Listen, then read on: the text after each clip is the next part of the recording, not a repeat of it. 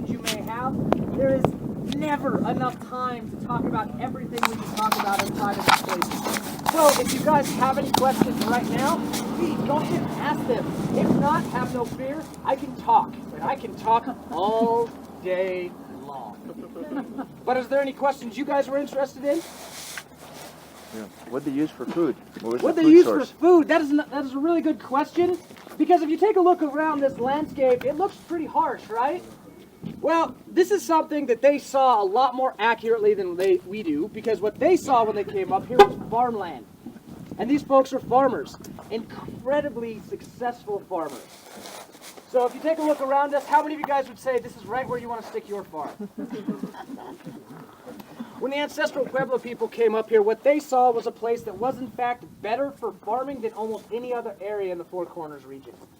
Mesa Verde, because it is so high, gets a greater annual rainfall than most of the valleys around us. On top of this, the National Park Service has lied to you. They've been lying to you for almost a century, and if you want to get really technical about it, the Spanish are the ones that lied to you. Because Mesa Verde is not a mesa. It's a cuesta, meaning it's slanted. And it just so happens to be slanted off to the south, which means the top of the mesas have the longest growing season possible. In fact, 2 to 3 extra weeks of growing time up here. That's a pretty good thing for corn. Corn takes a long time to successfully mature. All the extra time you can add on to that is just going to mean you get that much more. And the final factor that makes this great farmland is, believe it or not, our soil. All of the soil up here is a windblown soil called loess. I'm sure you could give me a much better definition of this. But effectively, what we have here is a rich soil that holds water really well. Now, this holding water is really important because these are dry land farmers. It means they don't have any form of irrigation. They're completely dependent upon spring snowmelt and summer rains for their crops to grow. Having a soil that holds moisture well, that's a good quality to have when you're a dryland farmer. So in fact, the people up here are incredibly successful farmers. 5,000 to 7,000 people just on these mesas that are being supported by agriculture. And it's not just that. They're not just supporting themselves. This is a hard environment. They realize there's going to be good years and there's going to be bad. And so they are also building up, from what we can tell, 3 to 5 years worth of extra food. So they are incredibly successful farmers. Now, there are some wild plant sources too. For instance, this tree that you're standing right in front of right here, that's a pinyon pine. How many of you guys like pesto? Pine nut. That's where they come from, the pinyon pine. So that provides food source. There's dozens and dozens of other plants in this area that would also provide wild foods. And of course, you have hunting. Right? So that's where they're getting their food. Great question. Anybody else? How about the water? Did they have to go down to get the water? Did they? Where are they getting their water from? That one I'm going to put you on hold on, because I'm going to be talking about in a couple minutes here. So I promise we will get into that. We were at the other interpretive center yesterday, and the guy said it's really now no mystery why they left, because they went at war with each other because it was a drought. But it's not talked about much. So this is an interesting conundrum, right? There's conflict. We know humans have conflict. Anytime you can have a hard time making a living, people start to fight. If you think this doesn't go on today, go into the inner part of any city. It's exactly what's going on. It's harder and harder to make a living. People are starting to conflict, right? But we don't tend to talk about this a lot. And there's a couple reasons for this. But the most important one is that we interpret the past to meet our own needs. We like to think of the past as this concrete thing that we just define, right? It's not how it works. History is always an interpretation. So if you had been here in the 70s and asked me that question, I'd be saying there is no conflict up here. This is almost an Eden. These are incredibly peaceful people. But this makes sense because at the end of the 70s, we've got Vietnam coming to a close. We, as a culture, desperately need to know that human existence means more than warfare. We need to know that we can live in a way that's not death and conflict. And so we're talking about how peaceful these people are. At other times, we start to talk about how much violence is going up here. And there's all kinds of reasons we can look for this. Generally, whatever's going on in our society is going to give you a pretty good indication of what historians will be talking about. Now, the answer to that, the truthfulness of that matter, if you want to think of truth as something that you can find, is that it's probably somewhere in the middle. We do know there's conflict going on up here. We find things like people with their heads smashed in. It's happening. But it's not common, not incredibly common. It's not like other areas where we know there's these large-scale conflicts going on. We do see some, and it probably does play a factor, but it's not as widespread as you would think. For instance, it would be kind of like coming up, you would talk to the average person and be like, yeah, I know a guy who knows a guy who got killed. But it wouldn't be something that probably the average person would have experienced on a daily basis, certainly. Right? But it does happen. Like I said, humans have conflicts. We do this all the time.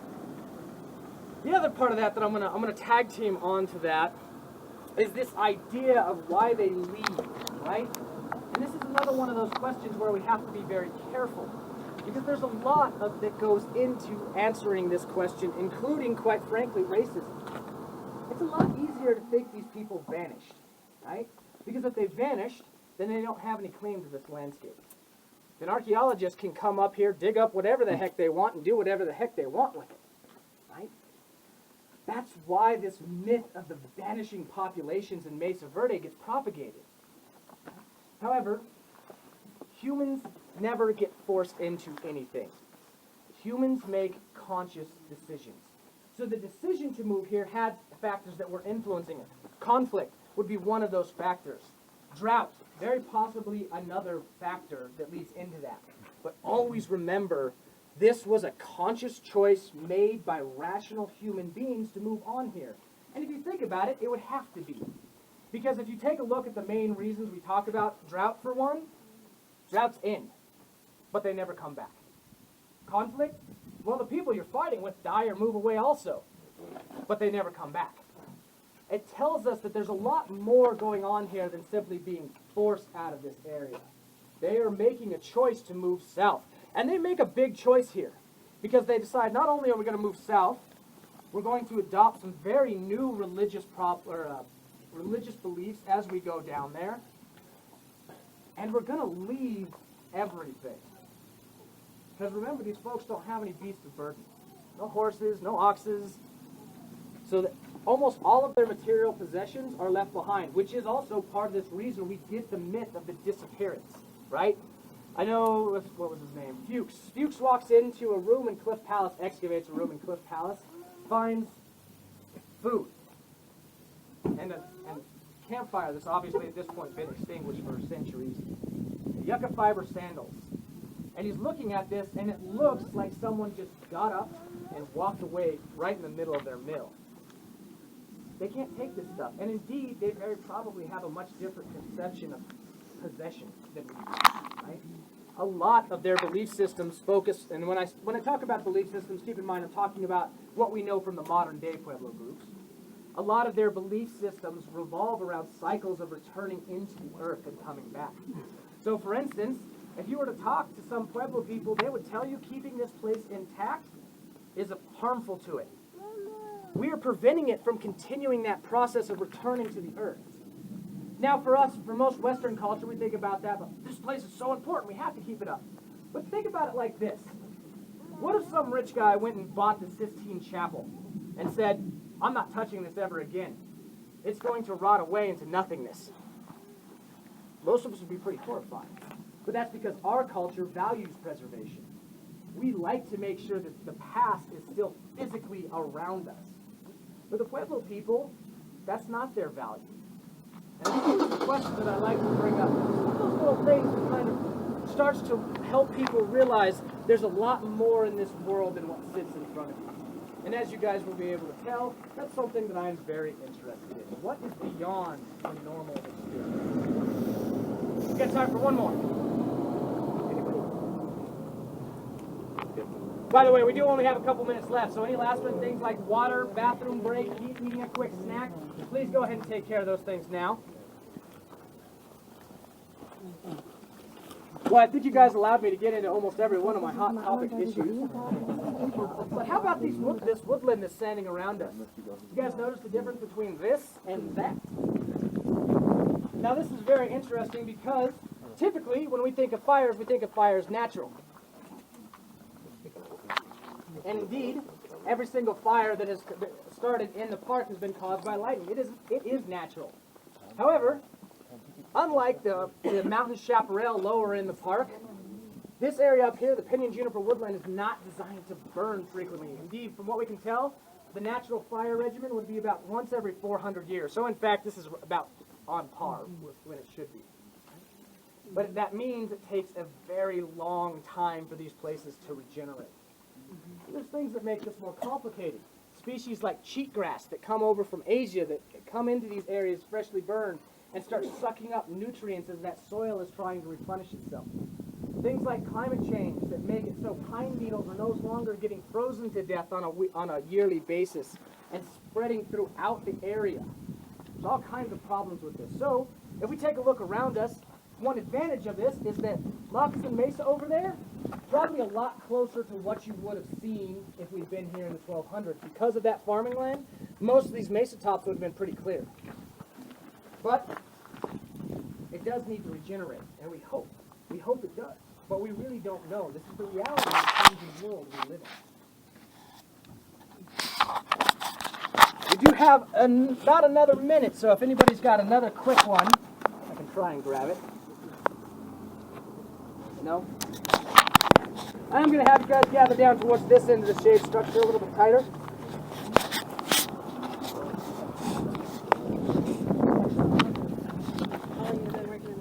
This is my second.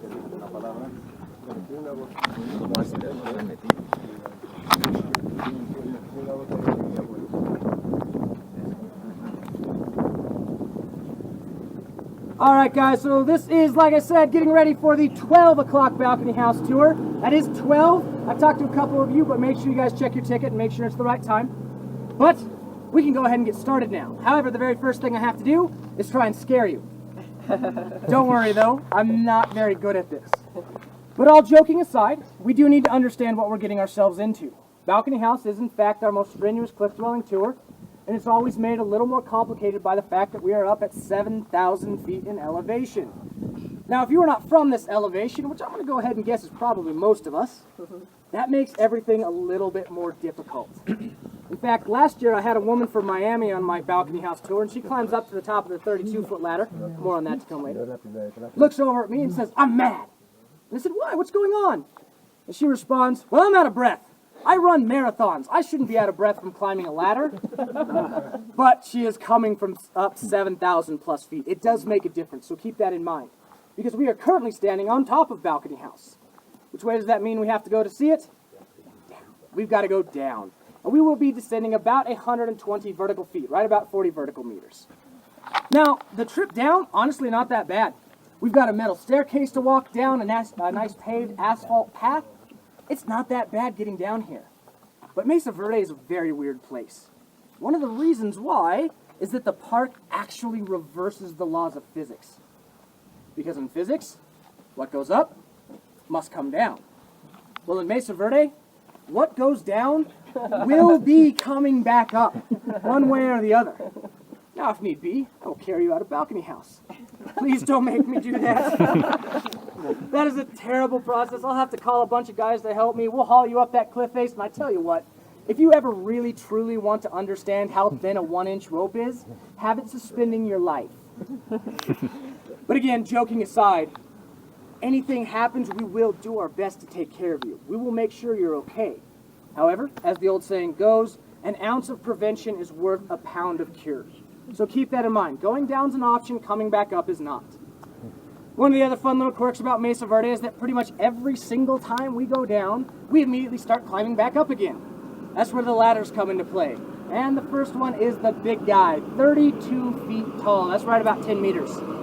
Now, we have never, in the history of the park, had someone fall off the ladders. At least not that we documented. The reason for this is we have a rule. That is that you have to have both hands free. So no carrying a kid under your arm, no trying to snap a selfie as you climb the ladder. You need to make sure you have both hands on the rungs. And if you do not, you will get the grumpy ranger look. And this isn't a good look on me. It blocks off my gorgeous blue eyes. So don't make me do the grumpy ranger look. Both hands on the ladder as you climb. We get up those ladders, we travel through the site. This is not a terrible process, but there are 2 narrow passageways we have to go through. They do get a little tight. A recommendation, breathe deeply and breathe slowly. It'll be okay. We travel through the site, stop and talk a lot, and then eventually we have to get out. To get out of Balcony House, we will be going through the exit tunnel.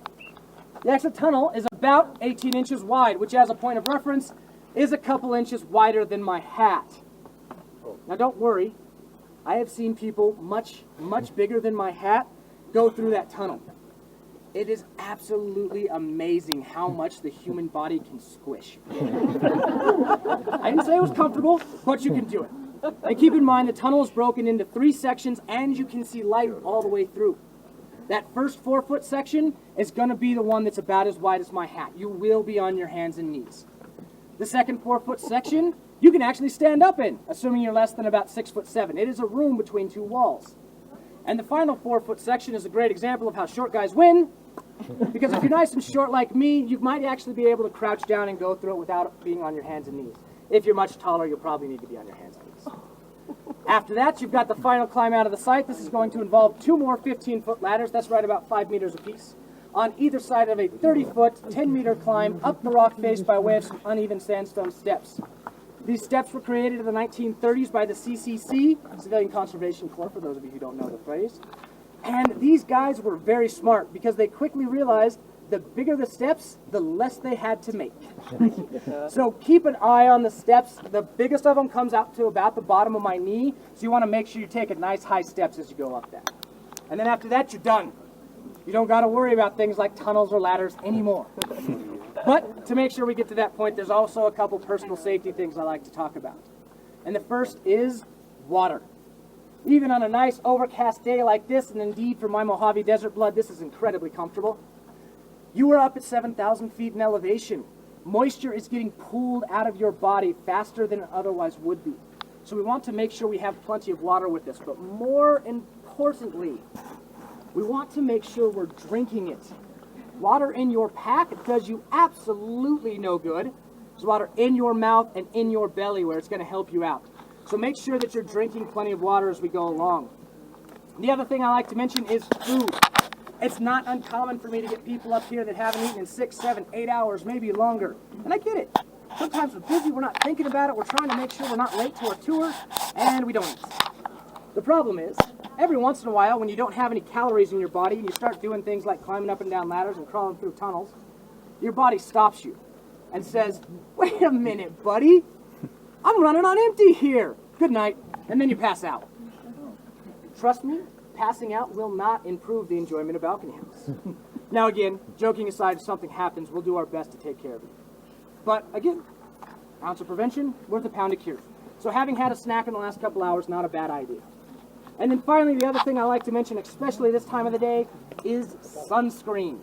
Believe it or not, it is actually estimated that 4 hours in the sun at beach level is equivalent to 1 hour up here when you were almost 1.5 miles closer to it. So making sure your skin is protected is another really good idea. Trust me, I have to do this all the time. I'm fairly certain my skin will be about 50% sunscreen by the end of the season. After that, the final thing I have to talk about is site safety. We want to make sure Balcony House is going to be safe. And there's a couple rules to make sure this one happens. The first is that there's no sitting, standing, leaning, touching, or crawling on any of the walls inside of Balcony House. Now this sounds like an easy rule to follow. It's not. It's very simple to be down there and be like, oh, I'm just going to lean back for a second. And then all of a sudden you've got your weight on an 800-year-old wall, almost 800 years. Right? That's making Balcony House's job harder. So we want to make sure that we are aware of our body, what you're touching, sitting, and leaning against. The other thing is that there's no food, drinks other than water, or gum allowed in the site. The reason for this one is rodents. When we bring these things in and we drop some of our sugary drink or spill some of our crumbs, rodents come in and they start to eat them. And then they think, hey, I found this really tasty treat right here. Maybe if I dig down into this site, I'll find more. And they can in fact do an astounding amount of damage in a very short time period. So you want to make sure you don't have those things. Now, if you do happen to have them with you, that's okay. I'm not going to make you run back to your car. Just keep them in your pack. Make sure you're not opening them up and eating or drinking it, right? And also, if there is a medical reason you need to be eating or drinking something, that is A-okay. Let me know. And water is always okay. And then I think that is it, actually. So, go ahead and pull out your tour tickets. On the very bottom of that ticket, you're going to see a small piece that tears off. Tear that piece off. That's what you're going to give to me. And you know what? I'll tell you what. I like you guys a lot. I'm going to let you keep the big piece. Let's go ahead and go.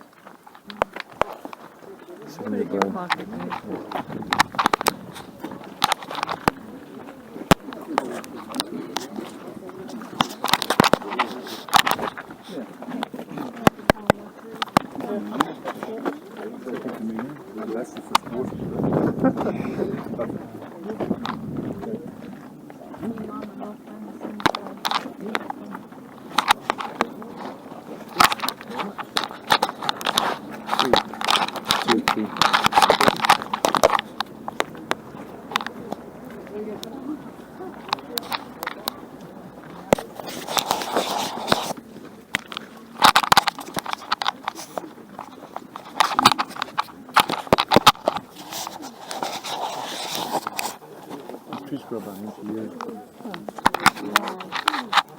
I think the winter here has a little flower on the end of it. That's why the ends are brown. That's the flower down. Then it's all red.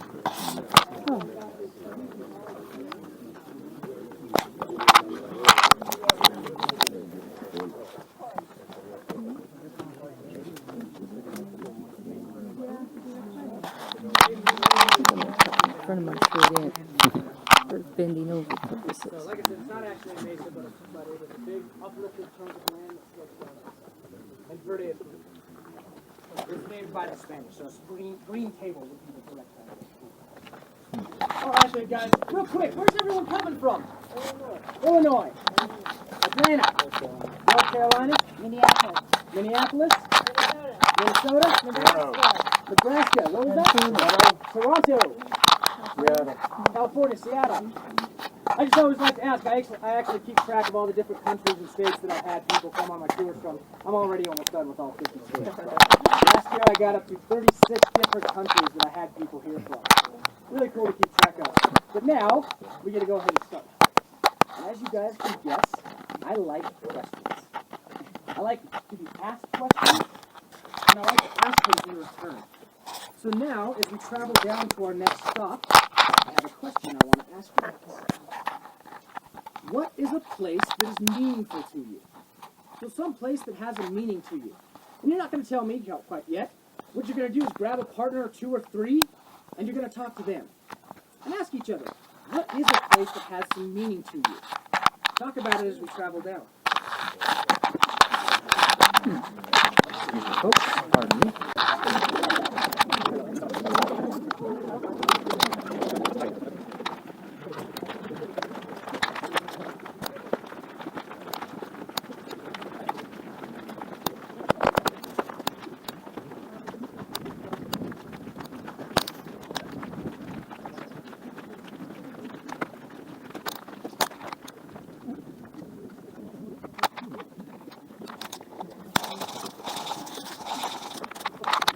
This one right here, the Utah juniper. Are you talking about this, or are you talking about this with the flowers? First one you touched. Yeah, that's the Utah juniper. I'm going to have you guys take a step back or two, just because this is where I like to stand. Go ahead and gather in a little tighter. So now I got an extra part of that question that I want you to grab your partner and talk about. Why? Why is that place meaningful? So you guys have thought of a place that is meaningful to you. Now talk a little bit about why it's meaningful. You've got about 30 seconds. You can talk. Already did that? I'm just changing up how I do this slightly. I'm realizing there are some road bumps. So what did you guys think then? If you guys have already talked about this, what are some places that are meaningful to you and why? What's that? The desert hot. That's where you met your husband. Excellent. Graduated college, met your husband. A lot of life-changing events going on there, right? pretty good reason. What else? Why the San Juan Islands? That's where we learned to sail. Where you learn to sell in San Juan Island, so you develop a new skill. Excellent. One more. Found my first dinosaur in Rudyard, Montana. What? Rudyard? Rudyard, Montana, because he found his first dinosaur. That's pretty cool. Having never found a dinosaur myself, I wouldn't mind having that. That is excellent. There are all kinds of places that have meaning to them. But the reason I ask this question here and now is because as I go into the cliff dwellings, questions come up for me. And one of the questions that I find myself thinking about a lot in Balcony House is what does make a place meaningful? Obviously, these places have some kind of meaning because at the very least, we lead hundreds of thousands of people through them every single year. 613,000 people came to the park last year. So they have to have some kind of meaning, but how does that develop? What is it about these places that makes them meaningful? And this is exactly what we're going to be talking about today. Sometimes we'll be talking a little bit about what makes things meaningful for you guys. And other times we'll be talking about some of the meaning we know the Pueblo people, both modern and ancestral, had for these places. Some of the layers that they had built into Balcony House. Because as you guys can see, this place is an incredibly deep and rich site. It's not just a bunch of stones standing on top of each other. It's not just a bunch of empty rooms. It has a lot more to it than that. So these are the type of things we're going to be talking about as we go down. But before we can do that, of course, we have to get down there. So let's go ahead and keep going.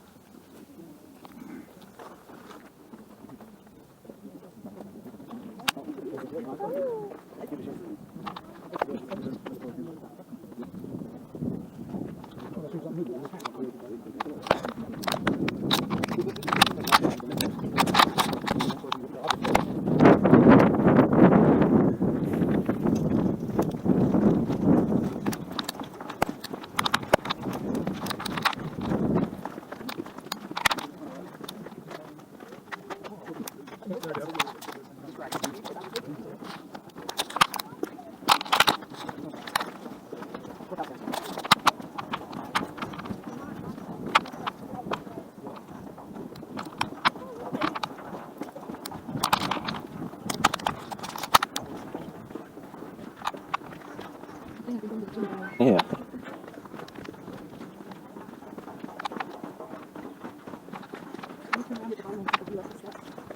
Yeah. Yeah.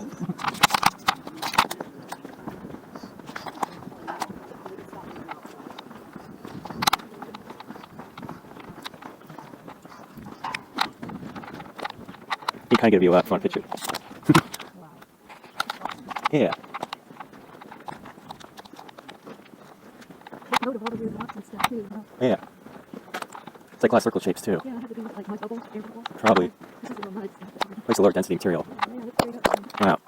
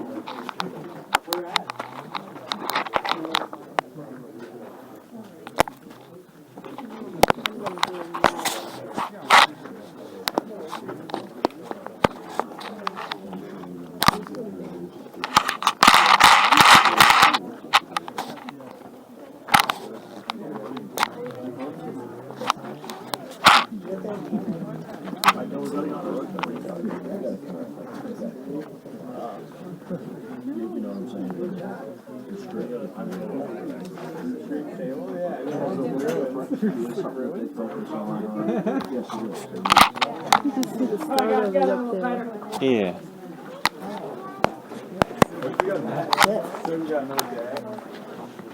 Here's another question for you, folks. What is something you wouldn't want to live without? And something that would be really sad if you woke up tomorrow and realized you'd never see it again.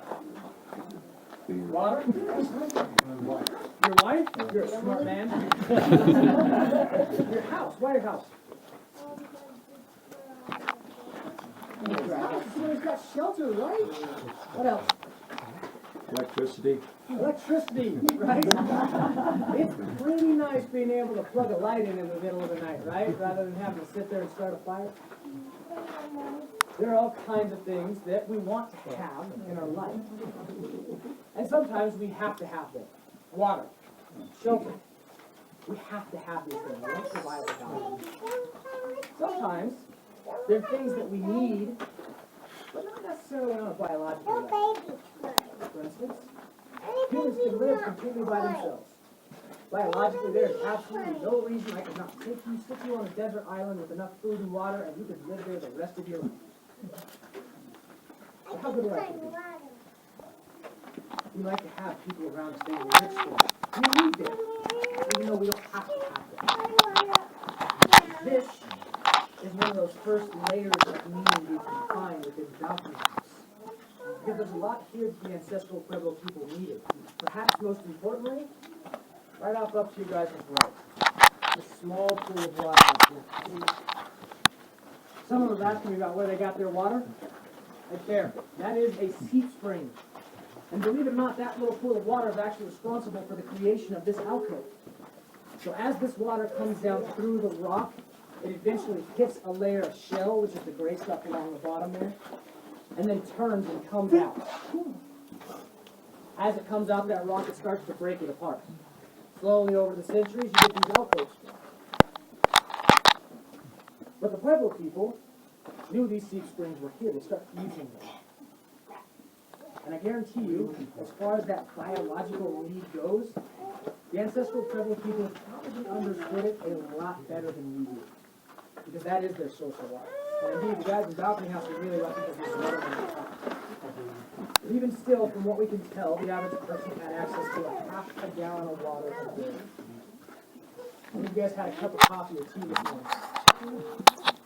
You've already gone through about a quarter of that, at least, depending on how much coffee you like.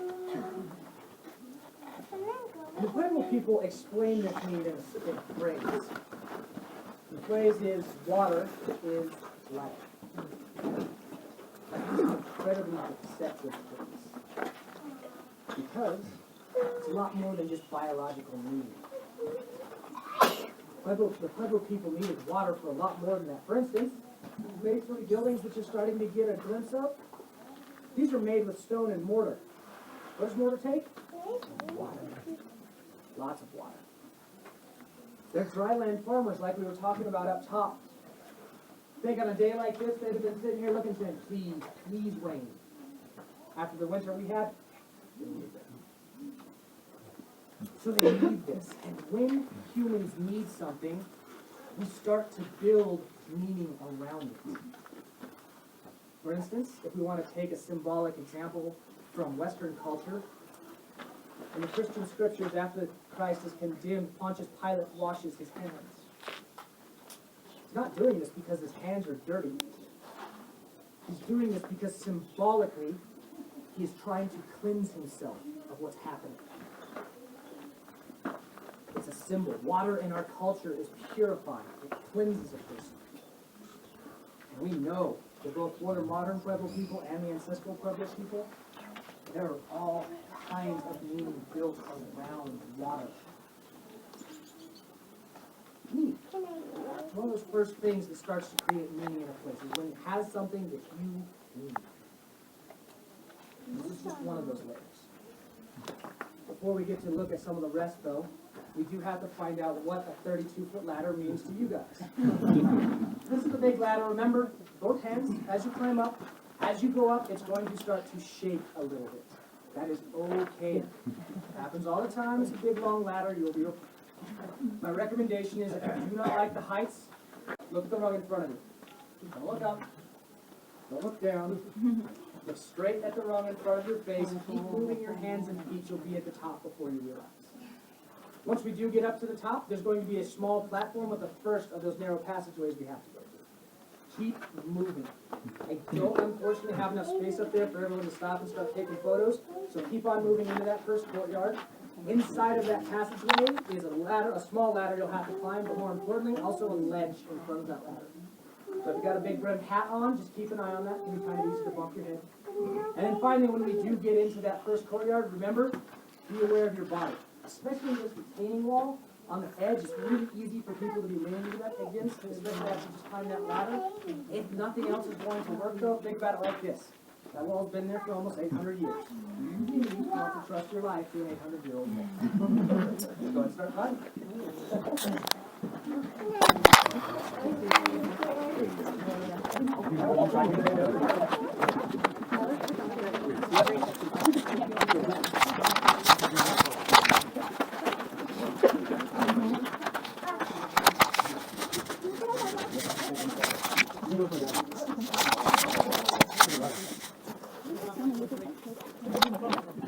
I think they have to do this every day.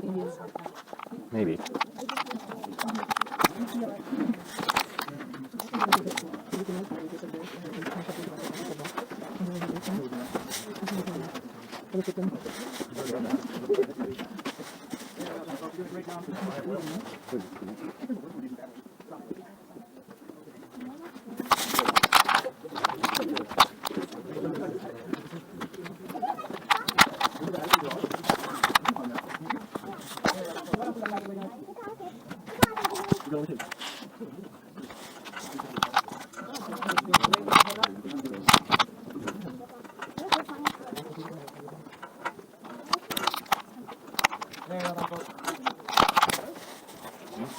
I think people were strong. Hope so. One of the dances was Good job, guys. Whoever happens to be the last one through that gate down there, if you can shut up, I appreciate that. Thank you very much. You guys are doing great. Keep on coming up. Keep on heading on through that passageway, guys. Good job, guys.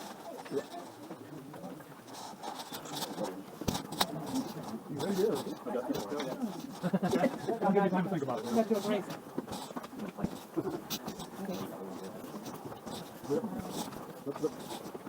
Good job, guys. You're fantastic. Keep on coming up.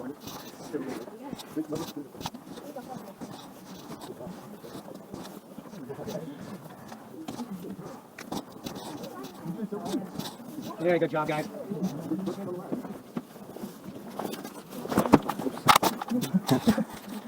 Good job, guys.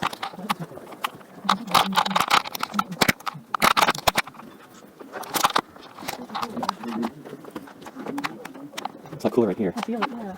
Amazing. They probably have a cool hand. Yeah. Actually, the ground's like 50 degrees all year. Don't go deep enough. Wow.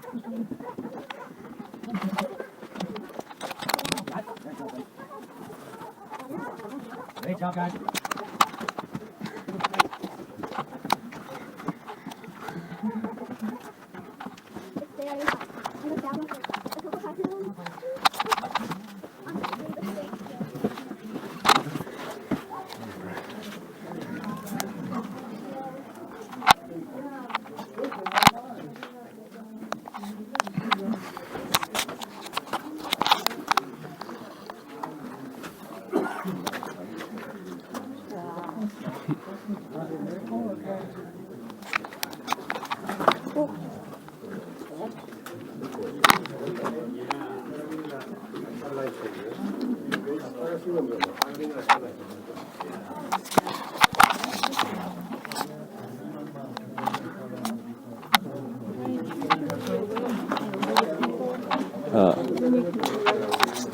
Yeah.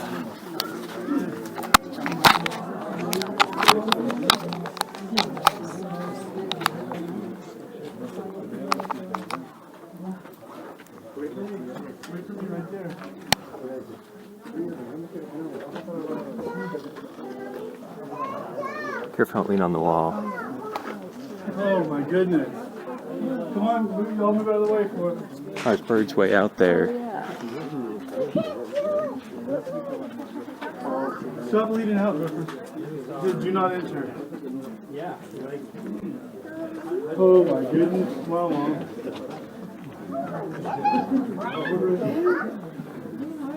Come here, Papa. Oh my goodness. Did a pretty good job showing us. Yeah.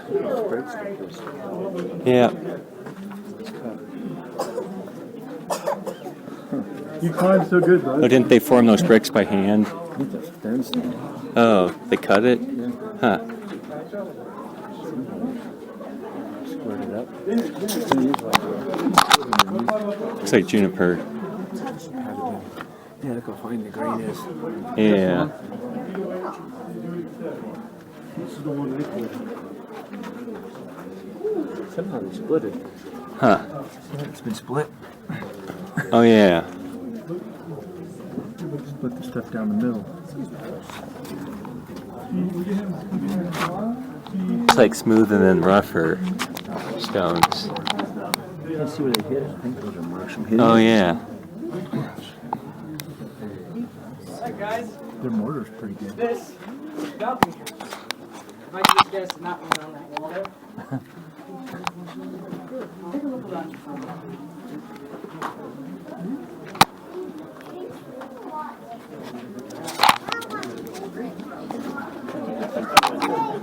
So here's another question for you guys.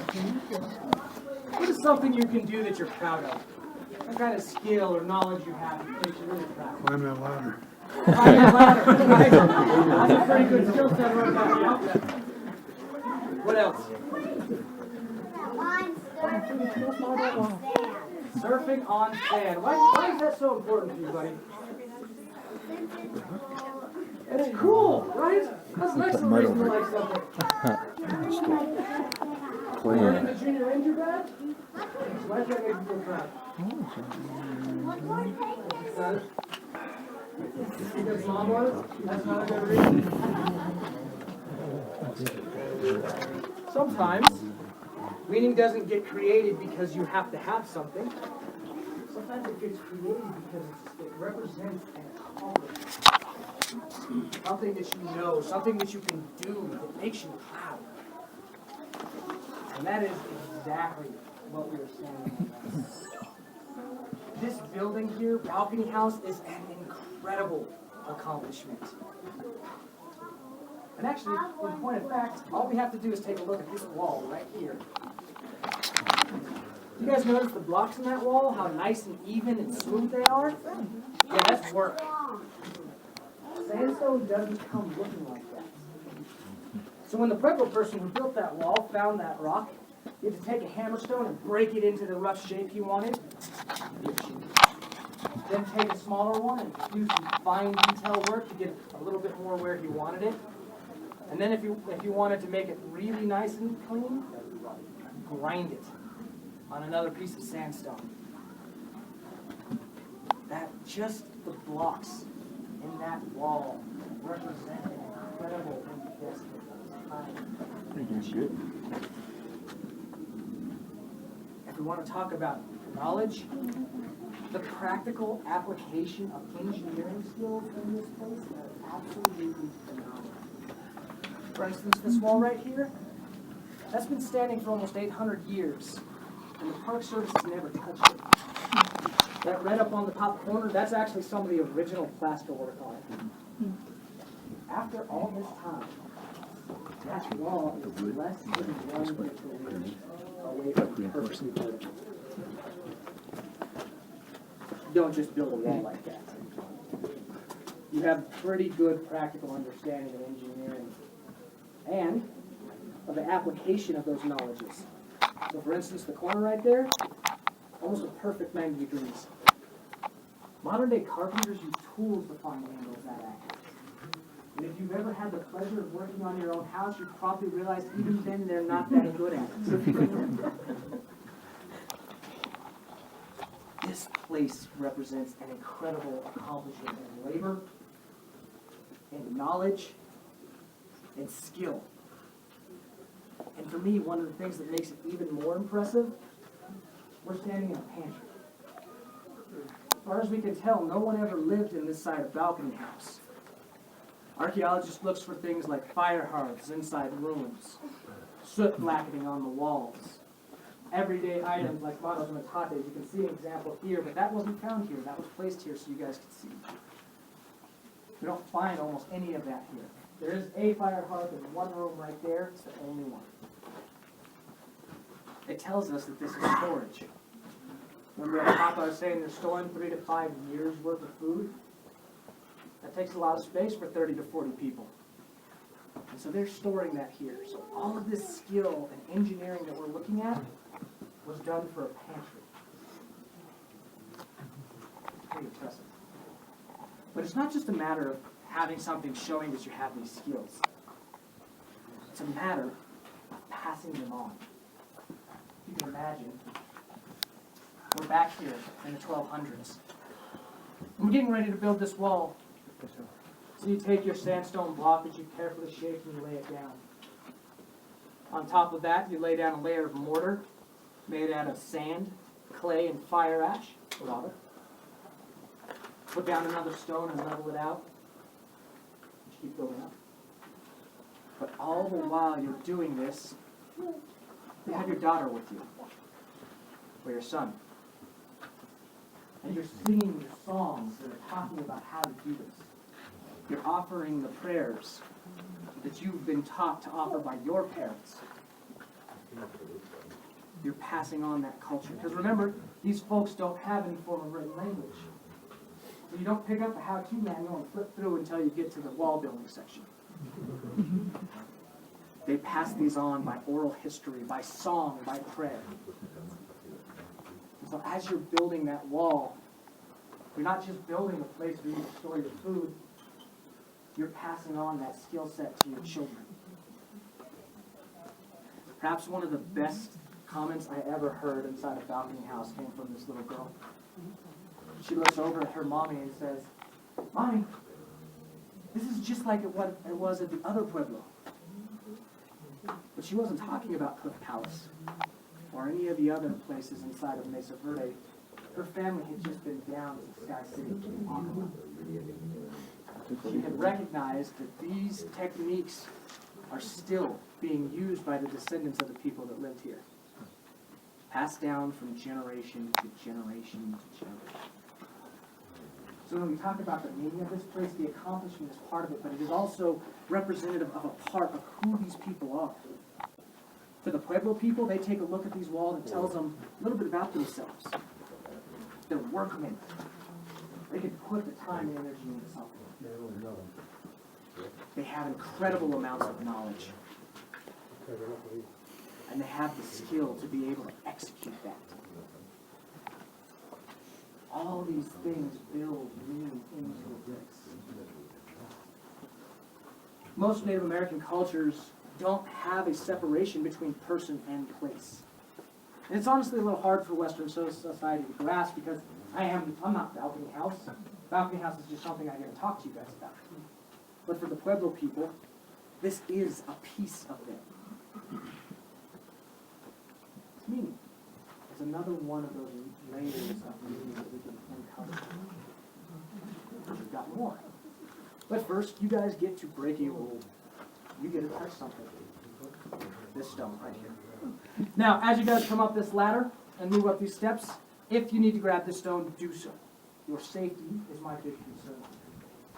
However, as you can see, it is also a great example of why I don't want you touching everything else. Right? But again, your safety is my main concern here. And as we go up, just so you guys know, these steps here that we're walking up, these are the steps carved by the ancestral Pueblo people. You will literally be walking in their footsteps. Let's go ahead and go.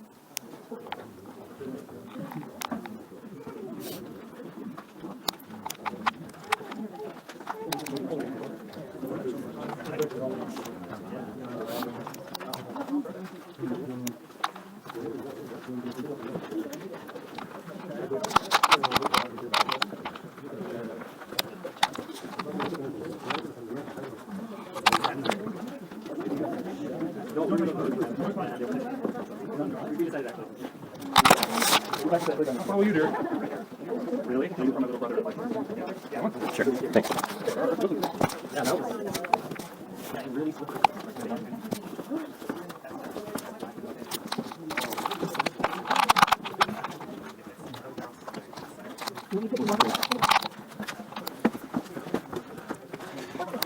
No yellow line? No yellow line.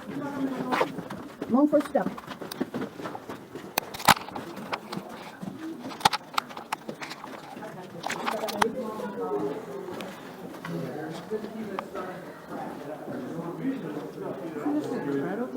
Yeah. Place you go through. Come on, Gavin, this way, guys.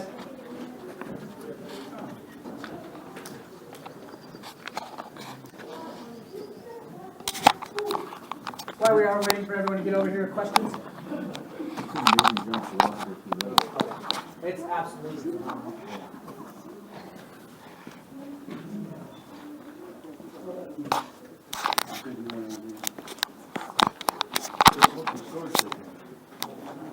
Probably, like I said, pretty much all of that building, these are probably living spaces. But yeah, a lot of them were dedicated to storage. How'd they get down? They climbed from up top. So the question was, how did they get down here?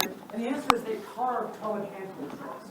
So little divots in the rock about 2 or 3 inches wide and 2 or 3 inches deep. Snuff your fingers and toes. They climb up and down.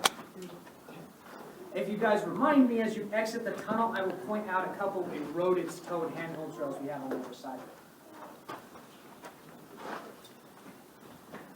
Keep on coming this way, folks.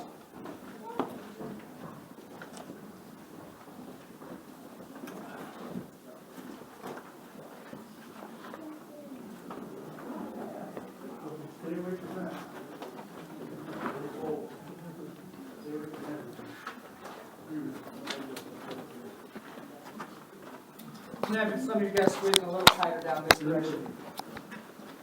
So did the CCC put in the iron bars? No, I'm not sure about the iron bars. Oh, you mean in here? Sorry, I was thinking about the exit trail. Yeah, these were put up in the 1920s by Jesse Newswall, who was our first superintendent. This was his form of stabilization. Honestly, we probably wouldn't do this again today. It's a little intrusive. But with that being said, Balcony House is in amazingly good shape. As far as actual work done on the walls, probably between 75 and 85% of this is original work. These kivas are a little bit of an exception because this front wall has been graded quite substantially. And that seat spring and back, actually, if I can have you stay over on the paved part of the site, folks, so take a step forward. The seat spring that's in the back of this alcove, I can't point it out because not everyone can get back there. But it had kind of done a lot of work to the mortar. The scour was out. Is that what that is in the bottom? That down there, that'll be talking about. Okay. We have everyone over here? Three left?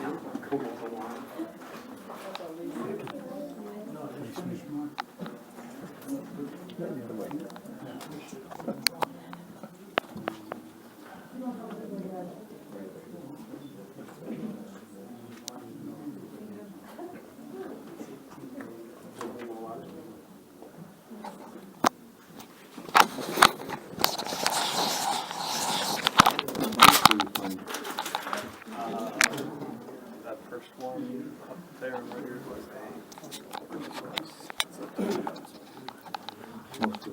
So if we want to backtrack for a moment and talk about an incredible feat of engineering, there is perhaps no better example in Balcony House than these kivas right here. If you can imagine, this would have had a roof on it.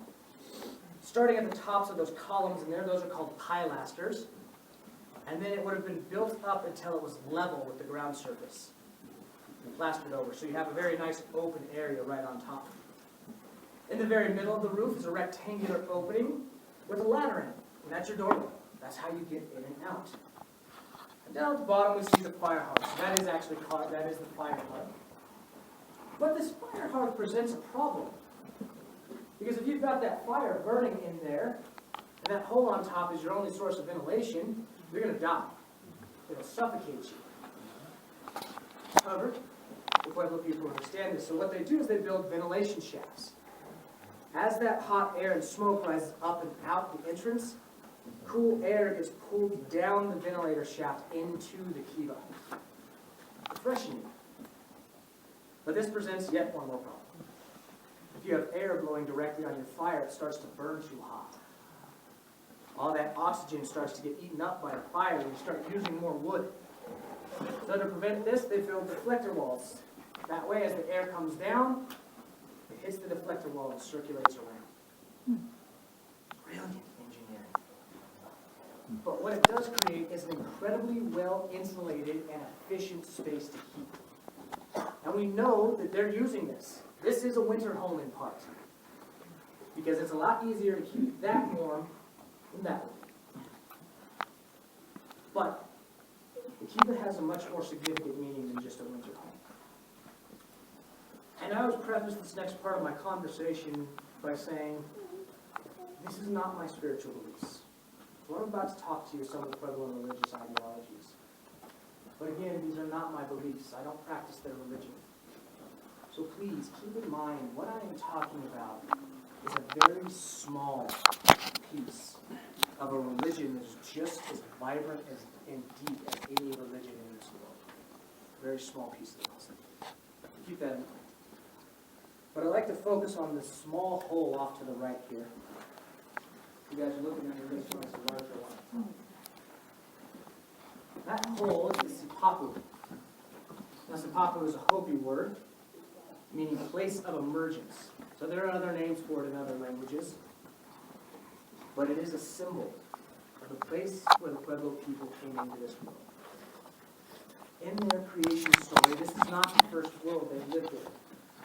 There are many below us. And each time they travel up through the ground into a new world, stay there a while, and then continue on until they get here. And that hole there, the Sipapu, represents the place where they came out from underneath the world below us, which, by the way, we're talking about how important water is. That world below us is a lake world. And emerged here. And they stopped here in this world because they were looking for their place of balance. A place where they could live in harmony with their environment. So for the Pueblo person, the Sipapu is not just a hole in the ground. It tells them where they came from. It talks to them about why they're here. It's a potent symbol. And indeed, the kiva itself forms a larger symbol around it. Because if you can picture it, you have the Sipapu, and below that, the world they traveled through, all the worlds. On top of that nice heavy-duty roof, you've got this world, where they live and work on a daily basis. And in between the two, you've got the kiva, a special place. A place sometimes used, if I can get you to not sit on the wall there, sir. A place for everyday use, like a winter home, but also a place to practice their spiritual beliefs. A place to teach the young ones about those beliefs and hand them down. Sometimes, meaning doesn't come because you need it. It doesn't come because it represents an accomplishment or a part of who you are. Sometimes it comes because it speaks to you on a spiritual level. And it builds community. Communities are common throughout the Southwest. They all have different uses and different meanings. But the basis of this belief system is common throughout the entirety of the Southwest. It's definitely something they were aware of. It builds that sense of community. And this is that last layer that we're going to talk about inside the Balcony House, at least for the Pueblo people. The spiritual place. And now I want to take it back to you guys for a second. Why on earth did you come down here today? What on earth made you think it would be fun to climb a 32-foot ladder and fall into a tunnel the size of a Ranger's hat? What do you guys think? Was that history? How's that? This is something very historic. Something I want to see. Very historic. Gives you maybe a little bit of a sense of where your place in that history is. What else? How many of you guys came down here because this was the only tour we were offering? That's okay. One more. Understand how past civilizations lived. To understand how past civilizations live, maybe to experience something that we just don't see in this modern age. Right? Need a volunteer. Do me a favor. So we just heard 3 reasons. The history, see how people in the past lived, because it was the only tour left. Tell me, which one of those reasons are right and which one's wrong? That, to me, is the answer to that question we started with. What makes a place meaningful? There is no answer. Because meaning is fluid. Different places mean different things to different people. The same place can have multiple meanings built into it.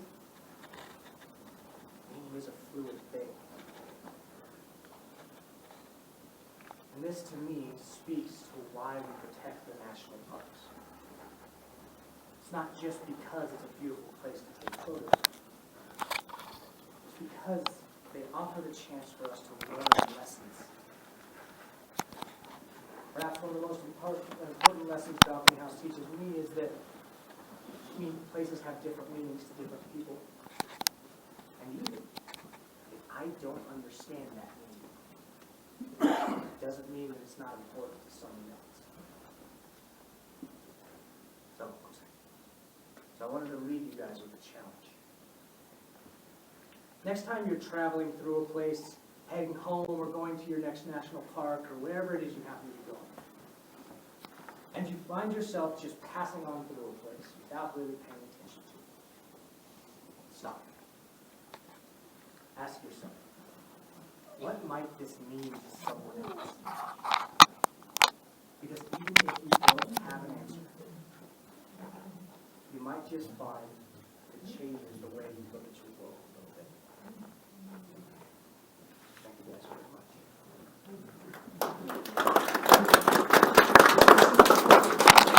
When this was first discovered, what was in here? Was there, what artifacts? So, the first people of European descent find these places in 1888, and mostly this is rubble. There's wood in it left over from the roof that would have been on it, but mostly it's just rubble at that point. There were no ceramics or things That one I'm not honestly certain about. Okay. I'm sure there's all kinds of stuff that gets found in places like this, but as far as any specific artifacts inside Balcony House, I'm not certain. So we're going to go ahead and move towards this end of the site. Before you guys move, take a look at this room marked number 24. On the top of that wall there, that's the next one over. It's this one. On the top of that wall there, you'll see some of the original plasterwork with a red line called a gate painted into it. Everyone's going to be moving through this. On top of that red line, there are a bunch of paste designs.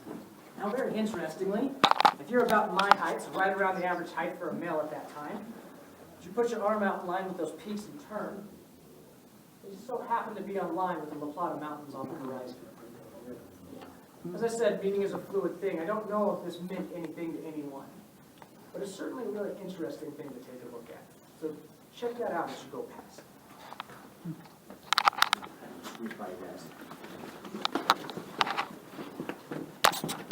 So you guys are going to continue around the front of the building. I'm going to scoot right.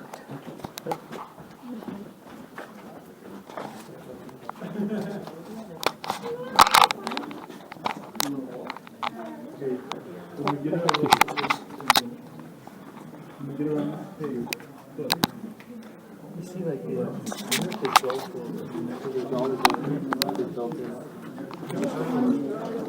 So we don't know what this is. Yeah. Yeah. Feathers. Yeah.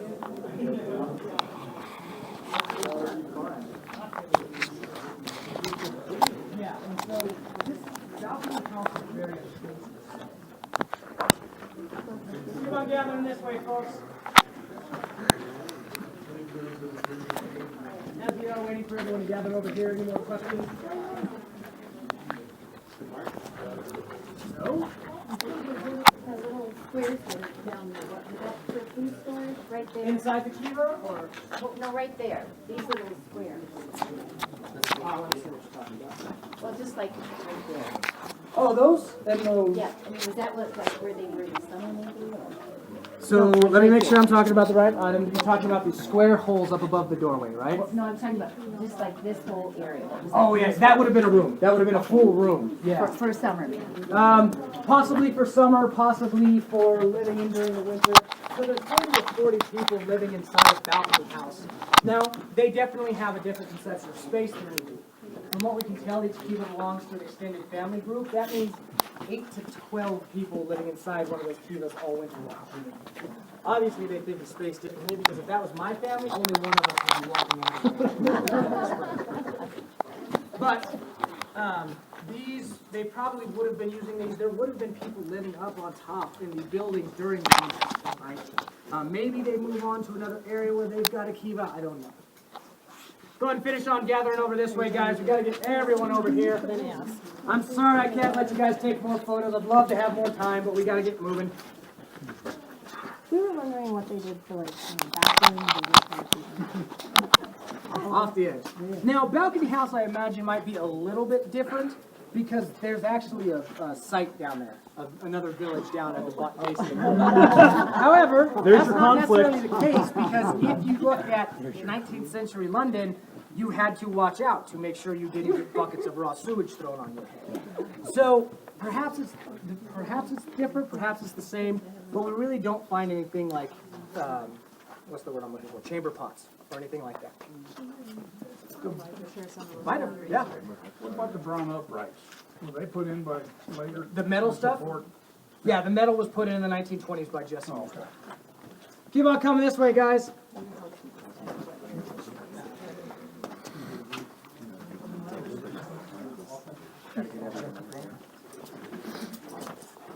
We're gonna go. All right, guys, so we are gonna go ahead and start through the tunnel now. Go through the tunnel however you need to. Some people have to angle their shoulders, some people have to angle their hips. I don't care if you stand on top of your own head as long as you make it through that tunnel. Do keep in mind, like I said, no one has ever actually gotten stuck in the tunnel. The only times we've had a problem, it's been a mental thing. People freaked out. So I got this great piece of advice from a visitor the other day. Smell the roses, blow out the candles, and everything's going to be okay. And just because I do have to be the first one through the tunnel, I do always like to remind people, it is a federal offense to take a picture of the ranger's butt as he climbs. Okay, I'll do that. Isn't he silly?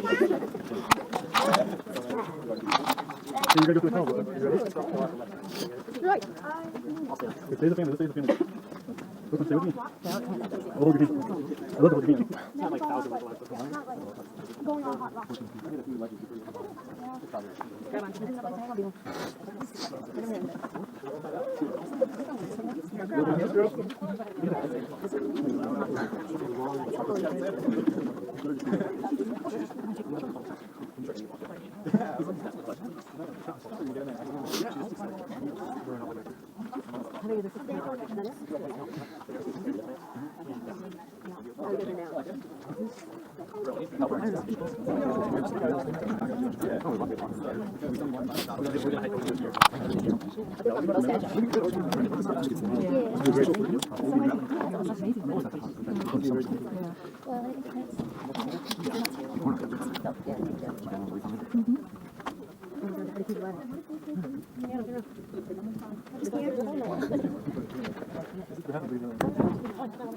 That's so cool. Nope. Huh. Wow.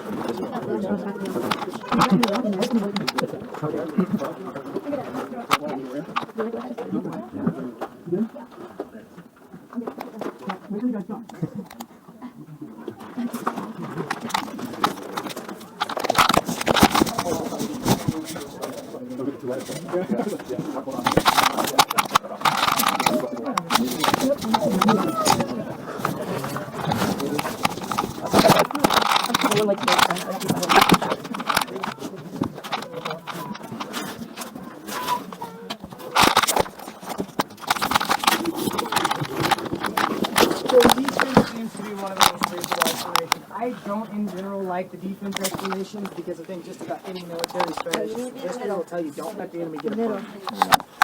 But this one looks pretty defensive. I've got a friend who likes to joke that grandma with a sharp stick can defend that. With that being said, that crack by itself is defensive. You're only coming through there one at a time, regardless of the time. And so actually one of the old archaeologists that used to work here had a joke that was maybe it was to humble yourself. To enter the site, you have to be on your hands and knees. You didn't feed him good dinner that night. Yeah, there you go. That is a raven. Raven? We have the turkey vultures that have the naked head. Oh yeah. Yeah, but we've never actually had a condor in the park. So where are those holes to get out of this thing? How do you get out of this? Excuse me? So these are a couple toe and handholds. No. Yeah, so these are eroded out a little bit. They would have been a little bit more clearly defined, but that's the idea. So they carry the food in and out that way? Oh yeah, yeah. And get the corn, mortar in here and all that. Then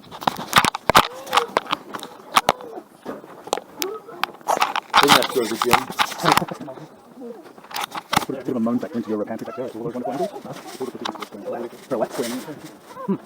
Interesting. It's 90 degrees. Yeah. Well, this one isn't going back, so. No. Once you went up that ladder, there was no turning back. Right. This ladder doesn't look like the other one. They make that one look all safe and stuff. You want to go up that ladder. There's no turning back. We only go up ladders, never down. They don't even like me climbing down these. I'm just like a base one. It was super simple. Small parachute. They don't even want me to climb down. So. That's the hazard.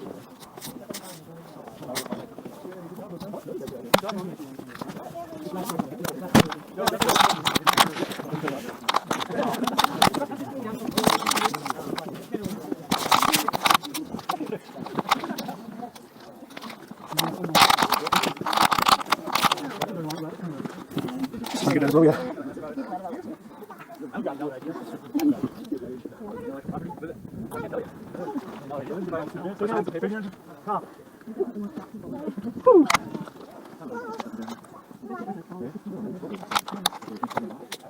I like to go ahead and watch it. It's a real metal. I think so. Elevators. Yeah. We'll take one of the events. Red and white. Football. Is their mascot. James. I like to still hold one leg. Yeah, but maybe actually, because I just had that muffin today. I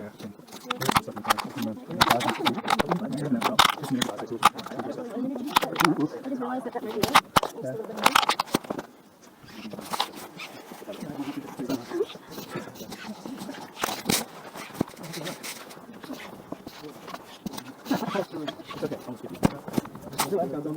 Yeah.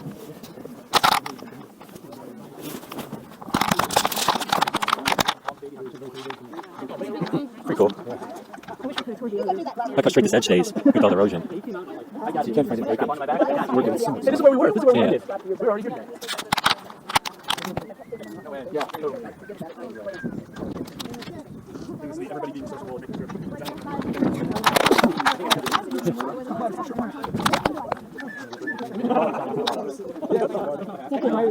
Yeah.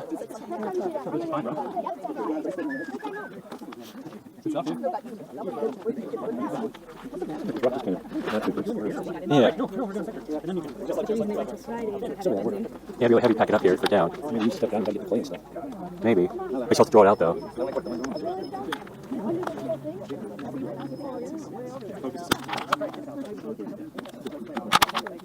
They can't think for the world. Spend it that day. Anyway, let's put this jump over into another lesson and we'll do So if you guys got questions, you're welcome to ask them. This is the end. I got no more for you.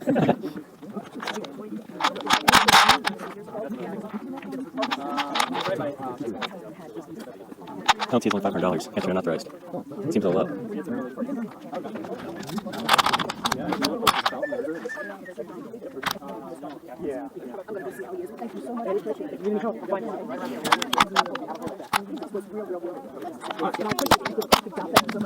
I brought this camera. Yeah, we're up. Yeah.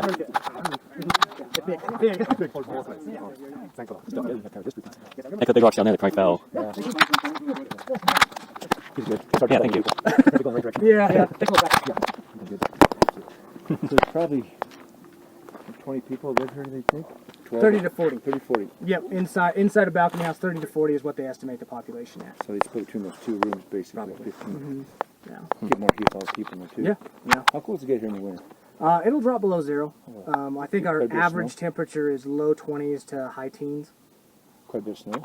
About 72 inches a year annually. 72? So had to get their corn in pretty early in the year, so before it dried, huh? So the soil actually helps with that a lot. It Hit helps about keep 50 degrees. Yeah, so it helps hold that water in there, but that is actually, that spring snowmelt would have been what watered their crops from the time they plant them until about July when our monsoons start. They're probably growing a different kind of corn than we know. Though. It's a flint corn, so it's a hard kerneled corn, a little bit more drought resistant. Yeah. Kind of ripens quicker. Yep. So everything be crushed, maybe mixed with water, probably. And Probably. nuts and Yeah, stuff. yeah. I'd imagine there's probably a lot of different ways that they're processing it, but the common would have probably Amazing. been ground up and made a kind of porridge out of. Yeah. Wow. I'd eat the tripe today. Live like that. Oh yeah, yeah. They've done good. Well, thank you. You're welcome. Is that another one over That is there? Hemingway House over there. Yep. There's actually almost 600 cliff dwellings inside of it. So they're everywhere. Anytime you get a nice big view of a cliff face like that, if you happen to have a pair of binoculars with you, just scan the cliffs and you'll start finding them.